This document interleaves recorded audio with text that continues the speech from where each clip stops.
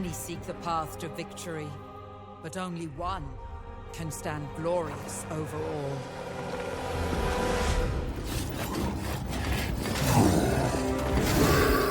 From the Badlands come the orcs and goblins, a green tide of brutal creatures that must be stopped.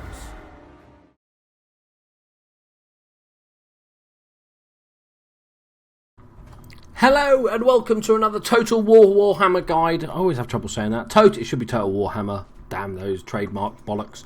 Right, today we are looking at the Greenskin Chariots. These are fantastic. I love these in the tabletop game. I used to have some scratch built. Scratch built means you sort of build it from hand. Scratch built Savage Orc Chariots that were just a joy to behold. They probably look shit to everyone else, but I built them, so I'm very proud of them. So what we're going to do today is have a look at the Orc and the Goblin Chariots, talk about their different uses, and then we're going to see them in a quick skirmish game just to sort of see how they do. So first off, we're going to look at the Goblin Chariot. They have a very different play style, because the main difference is that the Goblins have bows, so they can actually do a little bit of damage. Don't expect too much. They are goblins after all. They're very good at anti-infantry, and this is the main thing with the charge. Both sets of chariots are all about the charge. They do not want to be bogged down in combat, even more so than a cavalry unit, which normally you wouldn't want to bog down too much. These guys especially, you want to send them in, break a unit, move on. We'll talk more about tactics after I've gone through each unit. So they are anti-infantry because their charge is spectacular and hits multiple enemies in one go, and they are very quick because they're pulled by the old quick wolves. So they've got 25 armour, it's pretty low. Their leadership is pretty crap as well. Welcome to Orcs and Goblins. Fantastic speed at 94. Absolutely superb. They don't do too much damage, but they obviously do a little bit of bonus damage against sort of man-sized or smaller units. Got a charge bonus of 30, which is pretty okay, especially for a Goblin. They have 45 ammunition, so they can shoot for a while. 110 range, which is pretty short, and they do 39 damage with their missiles, which is not too bad for a Goblin unit. A lot of the Goblins struggle, and they don't do very well against any sort of armour or anything like that. So they're pretty miserable. These are sort of slightly upgraded. Maybe they stick their best archers on the chariots.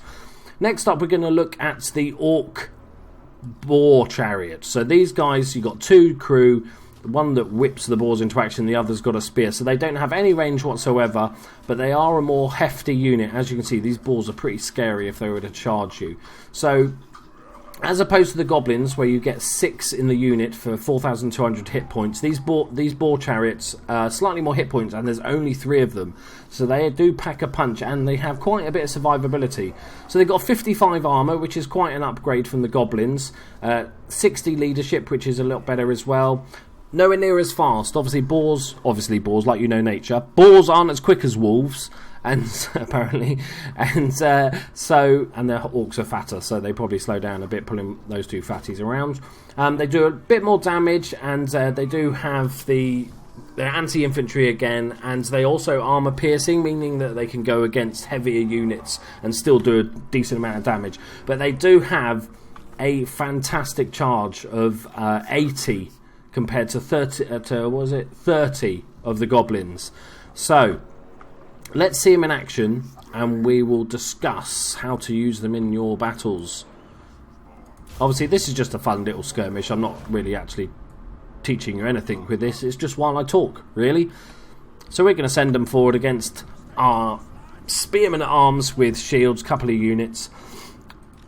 So obviously the Goblin Wolf Chariot having range makes it something different. You could have these in front of your main bulk of your force, your main battle line, and have these just peppering off a few shots as the enemy come in. Just maybe take off a couple of enemies from each unit as they before they come in, just to soften them up a little bit. But also these, because they're so quick, these are great units for sending around the back of an army and sort of disrupting them, maybe drawing one of those bigger units away. If a unit of knights chases after your little goblins, then they've paid for themselves, really. So we'll put them on skirmish mode, so they can just fire off a few shots as these spearmen come in. Oh, I love the models. You're looking the wrong way, dude. You're looking the wrong way. Look at him. So this unit you could also use, like I was saying, to sort of flank the enemy, then go after artillery crews, missile units. That's always really good because they've got enough, just about enough punch to actually take a sort of, a unit of archers down or something like that. As soon as they get bogged down in combat, they are screwed. They've got low morale, they're not that survivable, they're going to struggle. The difference, obviously, with the Orc Chariots is they are more of a charge destructive force, and I would keep these closer to my battle line and send them as a sort of flanking unit, possibly, just when the main battle forces join, sending them around the sides or the rear just to get that flank charge off and just do some absolute hefty damage. We're going to send them in here and we'll watch them as they go. They do look pretty spectacular. Oh my god. So as you can see, when that unit charged, it tore through the first one into the second unit. You can actually, obviously I've not done that, but you can actually use them to then keep moving them. So as soon as they've hit that charge, keep moving them. They do take damage on the way out, that's where you be careful. And the morale will drop when you're trying to send a unit out of combat that's been hit. But if you can drive through like that, especially if it's just one unit, you could drive through, turn around, come over here, turn around, go back through again. Very destructive power. We're going to send in the goblins for shits and giggles. Right, the goblins are coming in. Shooting on the way in. I'm loving it, loving it. Here they go. Oh. As you can see, they didn't get anywhere near as deep. Their impact wasn't as good, and they are much more likely to get bogged down. So as I said, basically the way to use these two units, there you go, they're fleeing. The joys of having a morale so low. Their leadership is dreadful.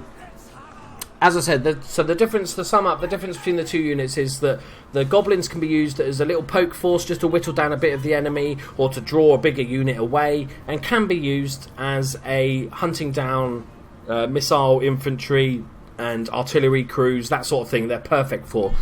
They are quite cheap, so maybe take a couple of units that'll help each other with morale.